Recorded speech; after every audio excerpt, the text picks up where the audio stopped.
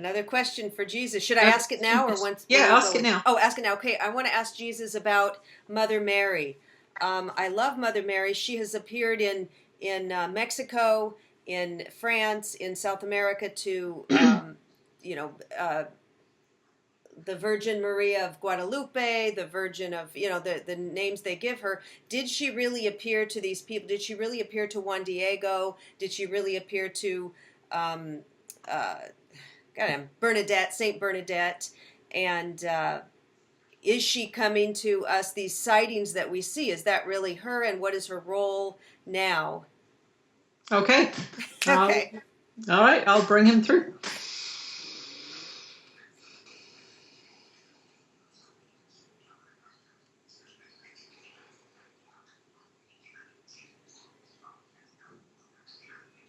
The experiences that people have arise from their belief, just as the experiences you have arise from your belief. And so beings who are raised in the Catholic Church believe fervently in Mother Mary. Now, my mother is not the same Mary that these beings are encountering. These beings are encountering we would say, idealized image of that person. The indoctrination of the Catholic Church is so powerful in people's minds that it literally can bring forth visions. Anything that is seen is arising from within the ego mind. Now, this is not the answer that you wanted to hear. My mother was a beautiful, loving, kind, and generous woman who dedicated her life to loving me and nurturing me and ministering to me. The Mother Mary that is manifesting in your world is indeed manifesting in your world. She has become a symbol of love for your world. She has become a symbol of innocence for your world. And so that is the message that those visions bring. Spirit works with you with what you believe. That is our only choice. We can only work with what you believe to be true to bring you information that is true. For many of you, you have beliefs that are not true. And yet we must work with them to teach you what is true. Now, this can be a confusing concept, but just think about that now. We are working with people who believe untruth, and we are trying to teach truth. We cannot bring you truth because you would not believe it. You believe the opposite of truth. So we must work with you to bring a message of love and truth. And that is what is happening with those visions. Spirit is working with those beings who believe in that particular iconic image. We are working with those beliefs to bring forth the concept of love and innocence within the paradigm in which they exist at this time. So just as I demonstrated the concept of overcoming death by using death, because that is what people believed, I had to use a language that they understood so that they would come to a new understanding. And that is what is happening with those visions, and that is what is happening with the power of the belief in those visions. People are bringing into manifestation that which they believe in, and Spirit is using it to teach. So the person that you believe is Mother Mary is not the woman that was my mother. She is a creation, if you will, of the minds and hearts of those beings who wanted love and innocence in their hearts and their experience, and they were not finding it in the church teachings with me. If you look at what the church teachings were related to me, there was a lot of suffering and sin and fear mongering used. If you were not as good as Jesus, then you were going to go to hell.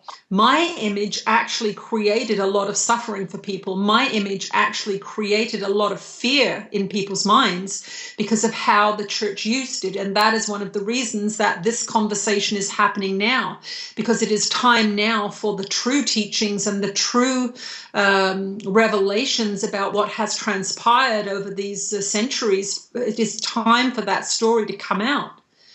But in those beings' lives who were immersed in those teachings of the church, the Mother Mary image was one of compassion. She was one of innocence. She was one of gentleness. She was one of the feminine. And that is what those beings are seeking. They are seeking the gentle, the kind, the loving, the open-hearted. That is the essence of what they are seeking, and they are symbolizing it through that particular person, because it was not symbolized through me. Death was used as a symbol with me. Suffering was used as a symbol with me. And hell was used as a symbol with me. But none of these stories were laid upon the Virgin Mary. None of these stories were laid upon her. And so she became a refuge for the women of that church. She became a refuge for those who were seeking gentleness. She became a refuge for those who wanted something other than war. And so it is not as you believe it to be, but it is beautiful. It is the call of those beings in the church for the feminine. It is a call for those beings, in the church, for the gentle, for the pure, for the loving and the maternal. It is their way of bringing equality into a religion that was patriarchal and very, very violent and hateful. So these are some of the truths that are going to be coming out now, and these are going to upset people. And we know that. We know now that these secrets and these fabrications have been at play long enough in your world. And it is time now for us to have these difficult discussions about the church's history and the foundation stones that it has planted in your society. Foundation stones of patriarchy, foundation stones of violence, and foundation stones of inequality. So that is a short answer to your question. And we do not want to attack anyone's beliefs. The belief in the divine feminine is important. The belief in the divine masculine is important. Each side of that coin is as valuable as the other side of that coin. And that is the reparation that needs to be made now in the hearts and minds of all of you, that the feminine is as valuable as the masculine, that the goddess is as valuable as the god, that the earth herself is to be respected and loved and not destroyed. You are seeing a demonstration of the patriarchal structure of the church at play in the destruction of your beautiful planet. She is the mother. She is your home. She is the nurturer, the provider.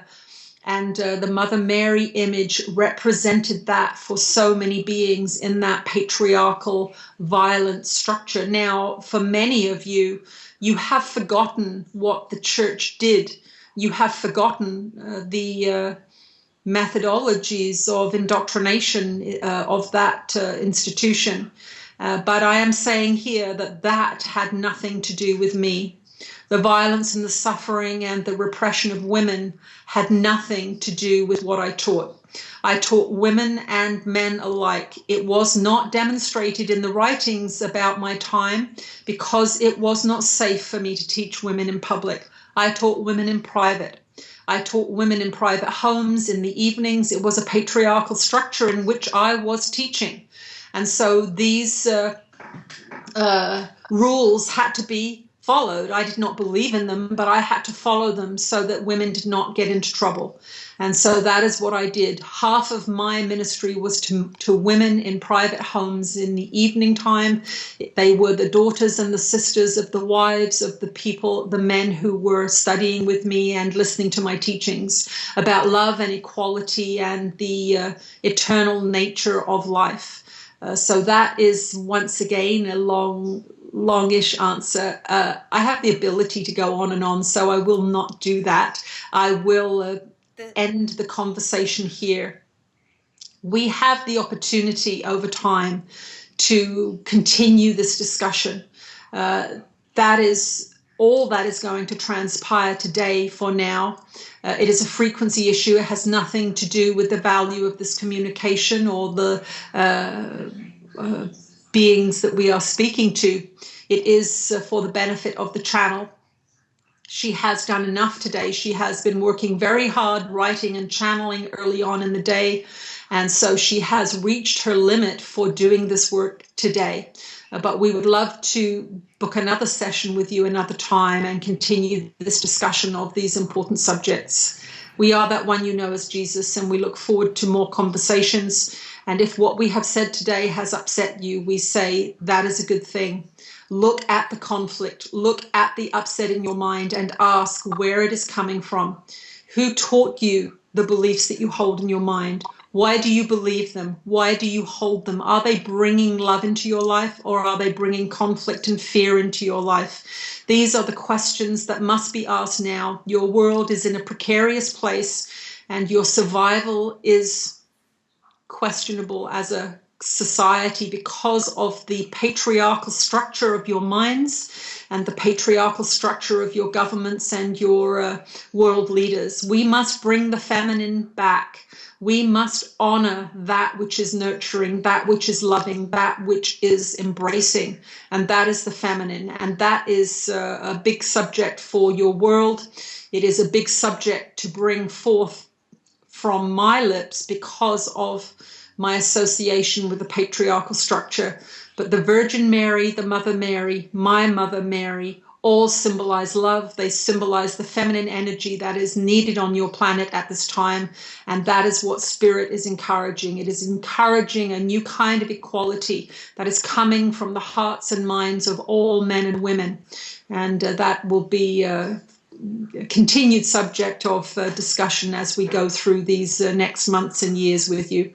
We are that one you know as Jesus, and we will speak to you again at another time. Thank you. Okay. Thanks, everybody.